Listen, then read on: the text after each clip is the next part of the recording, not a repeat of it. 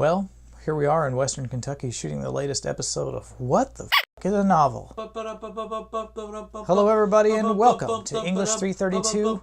I am your host, Professor Matt Cohen, and this, my friends, is the most annoying brother in the world. Action! Yeah, you weren't expecting that, were you? Got my own sound effects this time. Fight back. Hello everybody and welcome to English 332. I am your host, Professor Matt Cohen, and this, my friends, is the birth of the American novel.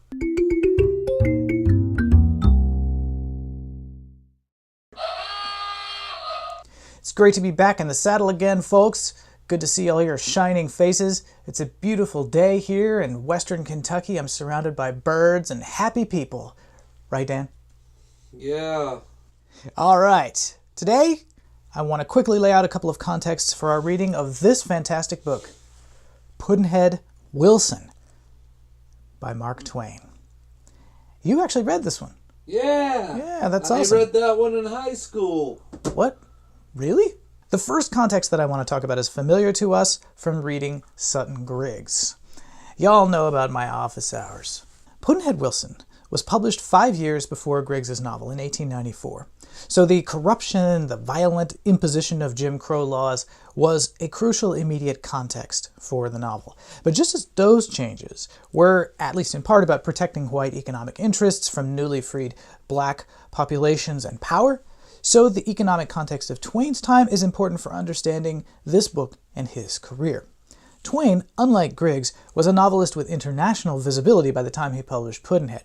There are important contexts then when it comes to form and style issues, of course, as well. I'm going to address those in the second part of this lecture. Take a look at slide 2 there, pictures of the Haymarket Riot and the Panic of 1873.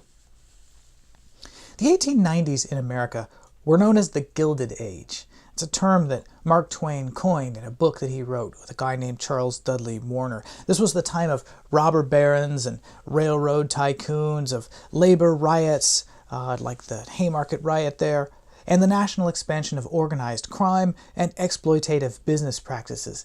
Think about it, not the Golden Age, the Gilded Age. It just looks shiny and gold. Underneath it is something dark and sinister. Twain's own life was bound up in these cycles of investment and profit and collapse and depression that characterized the developed capitalism of the West. You know, we're in one of these collapse moments right now, right, where everybody's rethinking kind of what the economy is going to be, and soon enough we'll be in one of those boom moments again. The Panic of 1873, as you see a political cartoon there on the right, you see all the telegraph wires running into the building. We've got the figure of panic depicted as a sort of frightened stockbroker sweeping up the remains of the ticker tape. This was started by a railroad company bankruptcy, which rippled into thousands of other company bankruptcies and resulted in a depression that didn't end until the mid-1890s. Which wasn't very good. The Panic of 1884, which followed the Panic of 1873, was started by a stock market crash from over-speculation. That resulted in over 10,000 business failures across the country. Then there was the Panic of 1893. This occurred in part due to a run on the gold supply, resulting in over 15,000 business failures and 500 bank failures. Remember, in Pudd'nhead Wilson, that Roxy loses her savings when a bank fails. This book was published the year after that 1893 crash. The nation at this time was 12 to 18% unemployed for 5 years. It was a good time for Twain to write a short, cheap book. And it was a good time for him to tap into the frustration of everyday people who lost their savings. Because at that time, they were not protected by the federal government. There was no FDIC to protect your savings in a bank.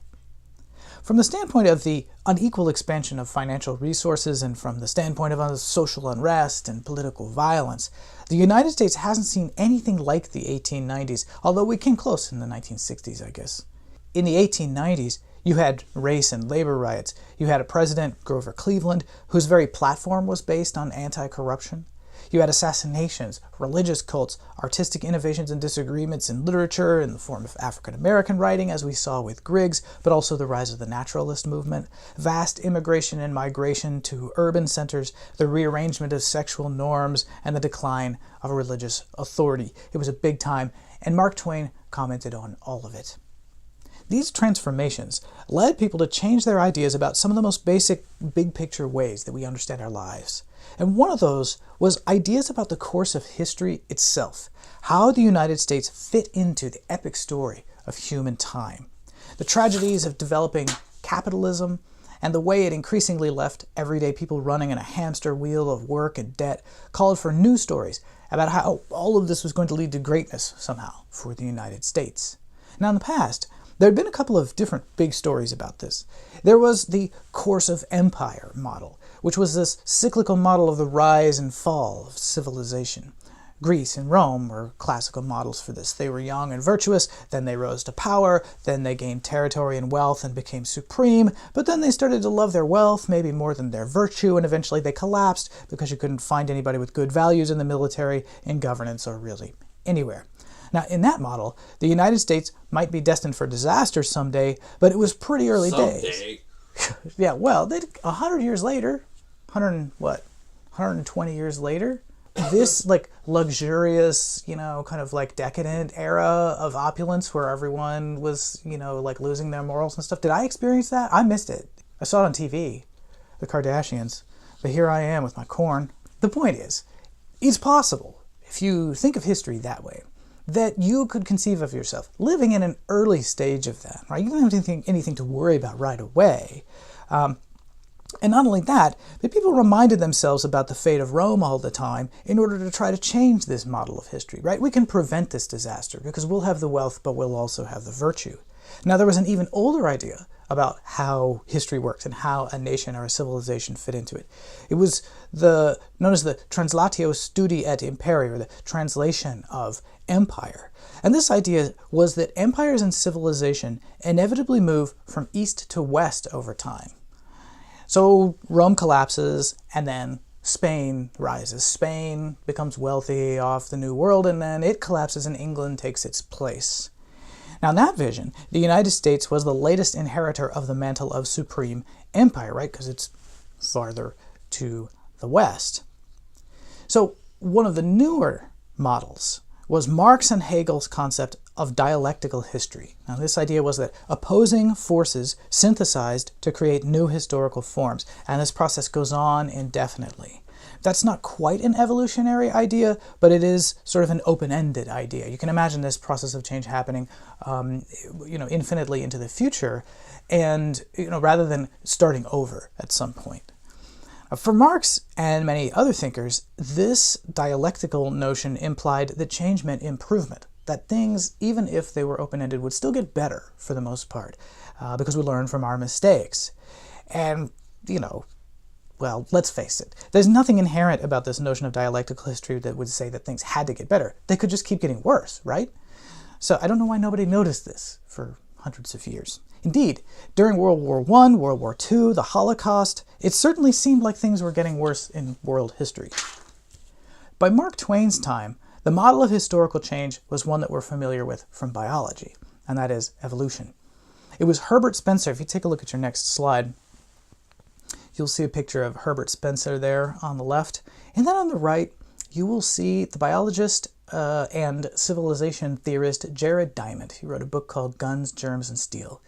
Now, I don't know what the deal is, but these two guys look exactly alike to me, which makes me think that maybe Herbert Spencer and Jared Diamond are the same person, and they are a vampire.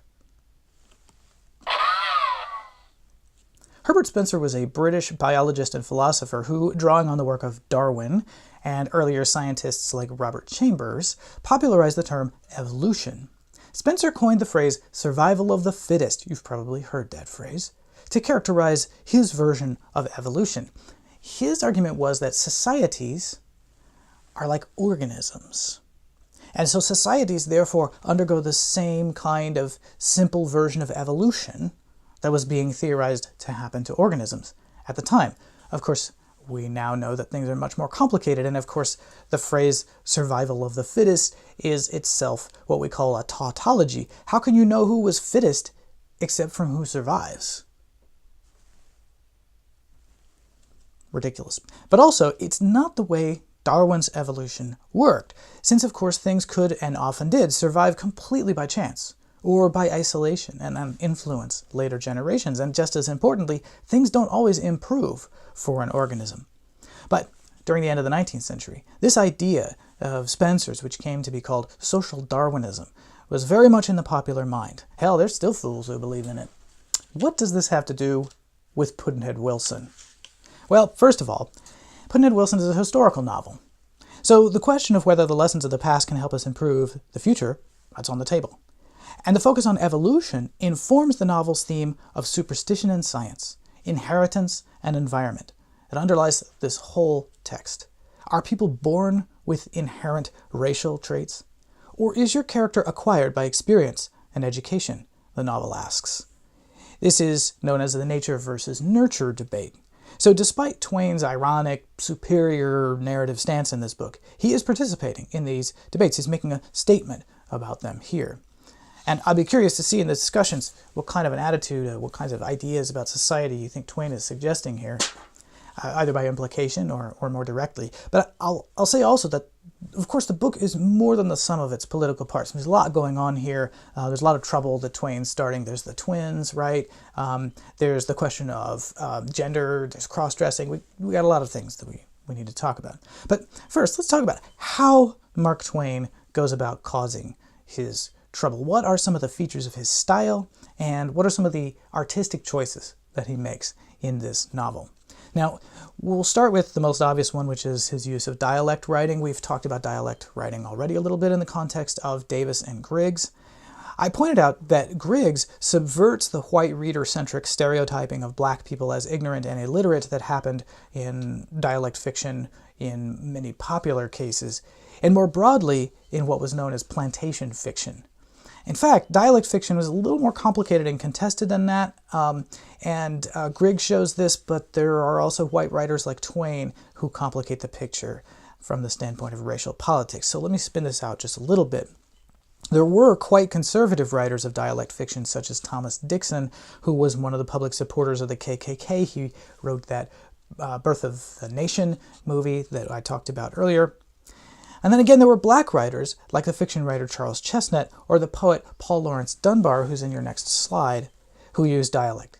In their writing, there's sometimes a conservative spin to black characters' speech, but very often their writing emphasizes dialect as a mask. A term from Dunbar's famous poem, you can see it there on the right of your slide, we wear the mask. This mask is put on for white society, as he says, right?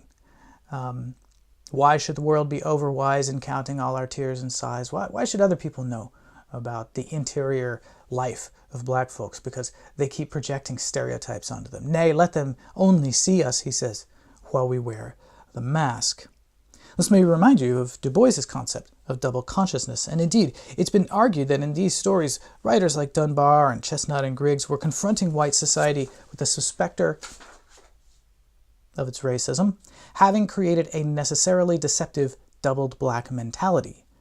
Blacks weren't stereotypes, but they knew that whites had stereotypes. Black subjective complexity was in fact a part of creation of white racism rather than a unique property of whites.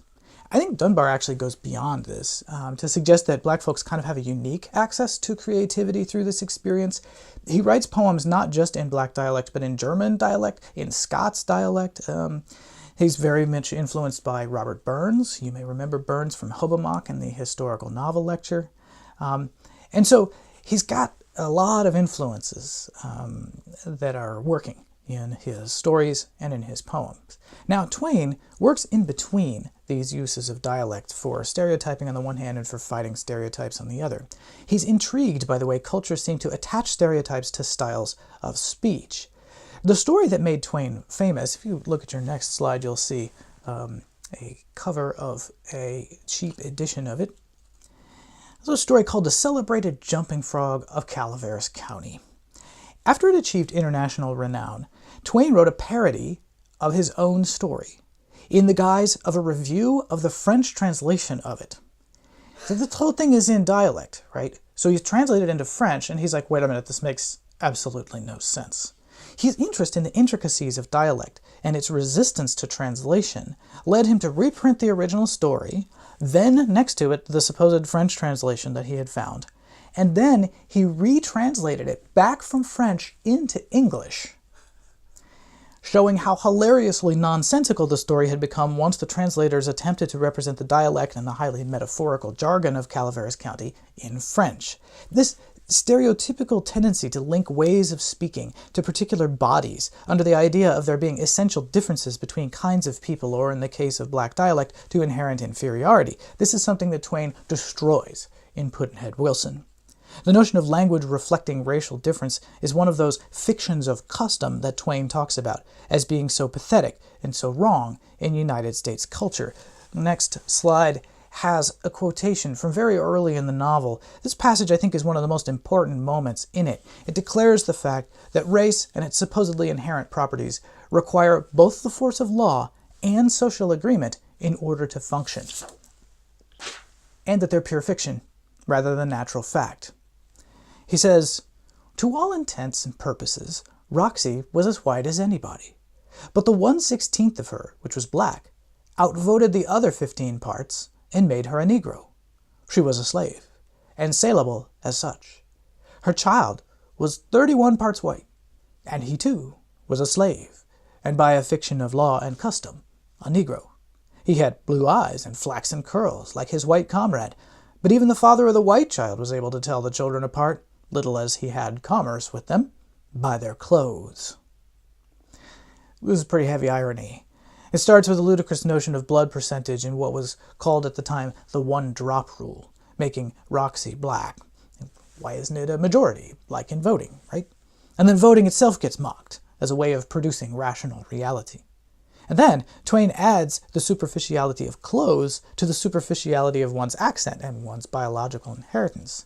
Plus, he takes a swing at bad upper-class parenting in there with his comment about the absent white father, using the metaphor of commerce, which archly levels white and black in a regime where black bodies were considered saleable property, as the narrator points out. This criticism of ideas about race and language is enabled in part across this whole book by this kind of self-deprecating, self-ironizing, self-mocking attitude that Twain takes, even as he's mocking his readers.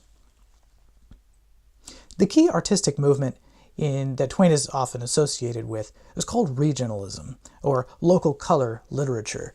If you look at the next slide, there's a definition of it there. Regionalism and local color literature tend to be associated quite often with dialect fiction. That is, dialect is often featured there as a way of creating characters who seem to come from a particular place and time. Regionalism tends to describe writing that relies upon a particular place's cultural vibe as a crucial element of the narrative. Take westerns, for example. Now, regional fictions set in New England and the South were also particularly popular in the 19th century. Remember that Sir Walter Scott also wrote regional fiction about Scotland at the beginning of the century. Local color tended to zoom in on even more particulars than just the region. The customs and ways of speaking in local histories of a single town, for example, such as Dawson's Landing in Pudd'nhead. These fictions about local or regional spaces offered a kind of utopian, nostalgic, sentimental feeling to 19th century readers, at a time when more and more people were moving to the city, and when the South was rapidly reconfiguring into a violently segregated space, as we have seen. Regional and local color fiction offered nostalgic and warm and buzzy depictions of traditional small-town society and minor dramas that distracted from both the inequalities of big-city Gilded Age life and equally from the economic and social realities of the sharecropping South. Twain's novel The Adventures of Tom Sawyer has that kind of feel. Huckleberry Finn maybe a little bit less so. Mainstream regionalism might also be described more as a strategy or a process, even, than a genre. It's a way of making a largely urban identified audience for fiction feel connected with a huge and diverse, invisible nation by almost exoticizing the boonies and placing them as connected to but always lacking that more worldly perspective of the city. It's a comforting kind of literary tourism, you might say. Remember Coverdale's superior yet nostalgic attitude toward Blithedale and the country? That might be argued to be almost a miniature parody of regionalism's appeal, when the city dweller in that novel actually goes to live in the country, actually goes to work with his own hands. Turns out to be less pleasant and nostalgic than he had thought. Does Twain's novel do this? Does it restore a kind of national consciousness for urban readers by depicting a nostalgic and isolated Dawson's Landing? What do you think? So, let's turn from those questions of form and style for a moment to look at a little more context. Mark Twain's background. If you look at your next slide, there's some delightful pictures, one of them from a cigar box and the other one of Twain in his older age hanging out on the deck of one of his beloved steamboats. Mark Twain was born with the name Samuel Langhorne Clemens in the town of Florida, Missouri. He was raised on the Mississippi River in Hannibal, a small, almost frontier town at that time of less than 500 inhabitants. There he had a troubled boyhood, one that he would rewrite as more idyllic in his most famous works like Tom Sawyer and Huck Finn. His father failed in a number of careers and died in 1837. Twain began working at the age of 12 in a printing office, and later on, Twain would say that this 10-year wandering experience as a typesetter, as a newspaperman, was crucial in developing his literary skills. His second career, fulfilling a dream of his youth, was serving as a steamboat pilot on the Mississippi. He received his license in 1859, right before the Civil War. The war brought an end to this career, and after a very brief time in the Confederate Army, he decided the South was not worth dying for, and moved west. Living in Nevada with his brother Orion during the war. Orion, what an awesome name for brother, Dan. Hey, I didn't have any choice about it. Mark Twain wrote short pieces for Western magazines. He would describe these experiences in a book called Roughing It, published 10 years later. It was during this time that he began writing under his famous pen name. Note, however, if you look at the next slide, that on the original title page to Pudd'nhead Wilson, his real name is listed underneath there. It's got Mark Twain and then Samuel L. Clemens in parentheses. So both of these names are actually circulating simultaneously during his lifetime. In 1864, Clemens moved to California, where he worked for the writer Bret Harte. There he got the material for that short story, The Celebrated Jumping Frog of Calaveras County. And it was that one, which was published in 1865, the last year of the Civil War, that got the attention of a broad audience. The story earned him a sponsored voyage to Europe to give lectures, but also to find material for another story, and then the book resulting from that trip, The Innocents Abroad, which was published in 1869, won him popularity. It sold very widely, started him really on his novel-writing career. Many of Mark Twain's works were sold by subscription in advance of publication, door to door. So you'd go to the door, you'd say, this new novel is coming out, sign up, give me $1.50 and I'll bring you a copy. Ultimately, Clemens himself invested heavily in this business of subscription selling door to door. He also began to perform on the lecture circuit. He purchased a newspaper in Buffalo, New York. In 1870, he married Olivia Langdon, with whom he lived happily until her death in 1904, though their lives were made very sad by the early deaths of 3 daughters. I can't move it. It's crucial to the corn infrastructure. I have the best producer ever. Over the next 2 decades, Twain would publish his best-known work, among others, The Adventures of Tom Sawyer, Huckleberry Finn, The Prince and the Pauper. You may have heard about a Connecticut Yankee in King Arthur's Court, and that was published in 1889. Twain was soon saddled with financial uncertainty. However, he overinvested in his publishing ventures, and in a new printing technology, he figured he could cut some corners there, make each book even more profitable. It did not work. He went bankrupt in 1894, the year that Pudd'nhead Wilson was published. And he spent many of the following years on an extended foreign lecture tour, just trying to make money back. During this time, stricken by the death of his favorite daughter, extended absences from home and family, and money problems, Twain began to experiment with his writing. He produced a number of dark, bitterly ironic stories and essays. I think you can see actually a little bit of a grain of that in Pudd'nhead Wilson. There's a lot of lighthearted moments in it. There's a lot of parody where he's making fun of American convictions and small-town stereotypes, but there are also moments in which he gets a little bit dark. He gets a little bit skeptical about the potential of human beings to learn anything or to get better. His lecturing ultimately helped restore his finances, and in 1902, a deal with his publishers finally restored Twain to stability. He gave in, let somebody else manage the business. Twain's career, it has often been noted, appears to have begun with lighthearted, if sharp, satirical writing and ended with dark, moody, unfunny satire. And you can almost see that happen in miniature in Pudd'nhead Wilson.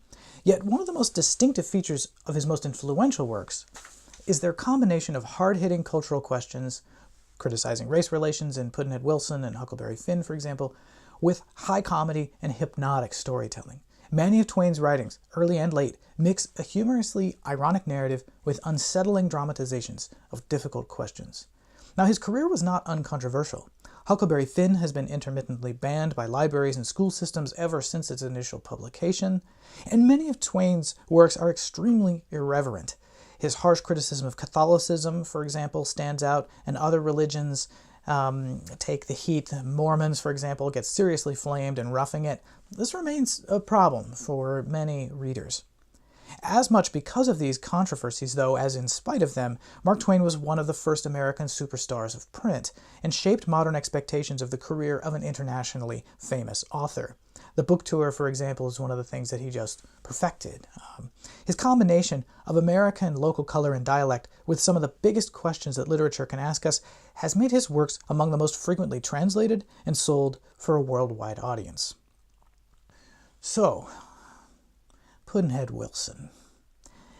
This story has a very odd origin. Your next slide will suggest some of where it comes from. But thinking about this strange origin might help us understand it a little bit better. So Twain at one point got obsessed with the original Siamese twins, Chang and Eng Bunker. He wrote about the Bunkers in an essay, The Personal Habits of the Siamese Twins. You see an illustration of them there, along with their families and some of their activities together on the left. The twins had toured America, bought land in the Carolinas, settled down, married 2 white women, had children, became U.S. citizens, and owned slaves and a plantation. Ah, the American dream. Until they lost their property in the Civil War and had to go back out on tour again, which is when Twain saw them. He became interested in this notion of the legal and moral difficulties, right? That they both married white women who were sisters, and their brothers who were connected, and they had kids. I don't know, you do the math. Twain was like, how do you handle this? I mean, they're individuals on the one hand, but they're connected to each other. What if you had to punish one of them for a crime? This got into his head and he started thinking about it. Some of the thematic doubling in Pudd'nhead Wilson's race story remains.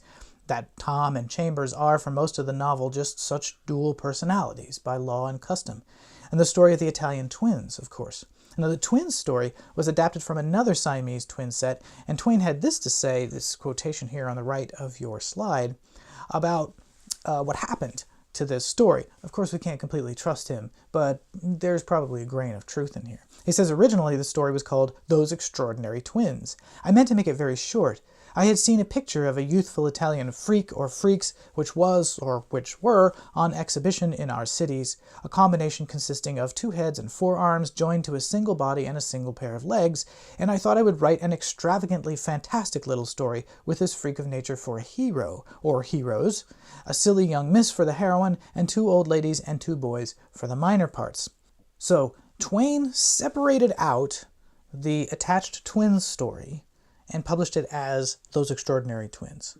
Strikingly, that story ends with the Italian conjoined twins being lynched, or that is to say, one of them being lynched. So he takes, on the one hand, a prejudiced kind of attitude, right, toward what he calls the freaks, that is to say, folks who have inborn difficulties. But then he turns that to criticizing Jim Crow society, toward criticizing an individualist way of looking at law, toward criticizing the kind of hypernormativity of his time. And in a way, he seems to be saying, look, we're all in this together. And if one part of the civic body, one part of the American population is treated differently under the law, as was the case in Jim Crow, then we all suffer together, no matter what. This helps us answer the question of why Twain chose to write a story critical of the logic of slavery when slavery was long over.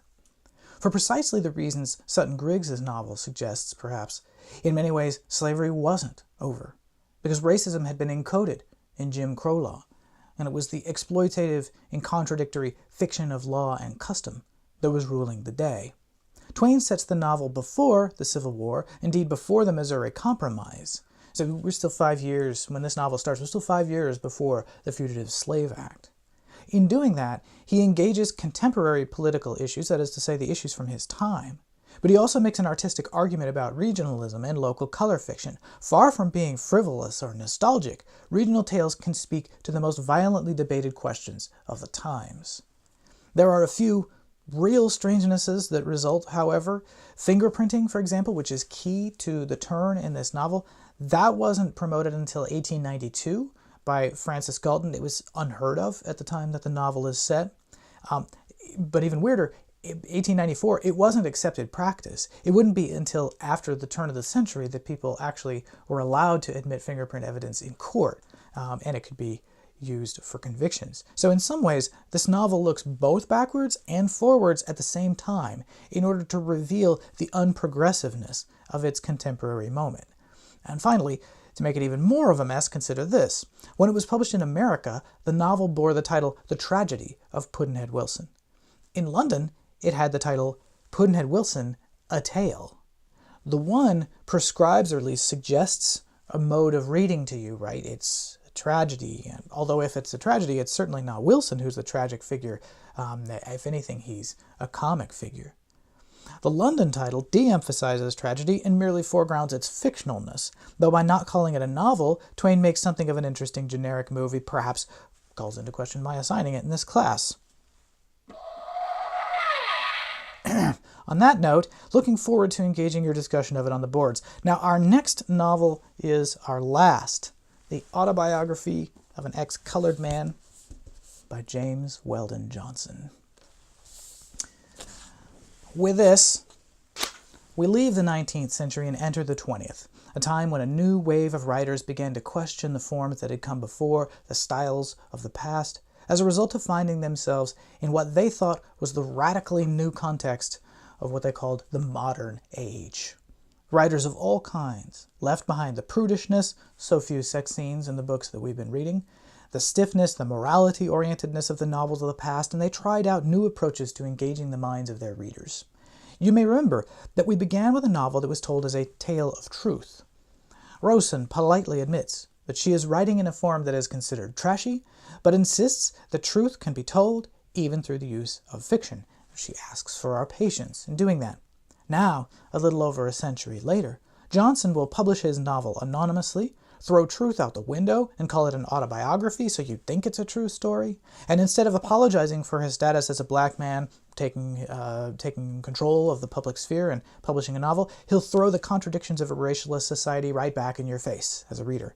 Paul Dunbar's poem, We Wear the Mask, was in a way taken to extremes in this book, in which you have an author concealing both his own identity and the level of truth that the book contains, and then writing a book about a man who passes as white.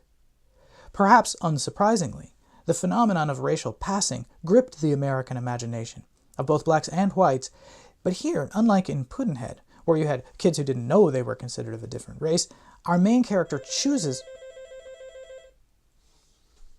Now I'm curious. It's the phone. It's Dad's phone. Our main character chooses to fly under the racist radar. Truly, with this novel, we can begin to see American fiction writing turn from its early phase into a new era. I hope you enjoy it. Thank you, people, and see you next time.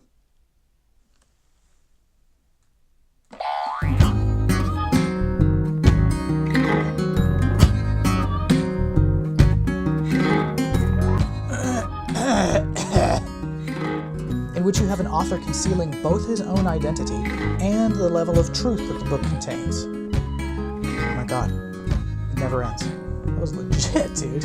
I have the best producer ever. He's like,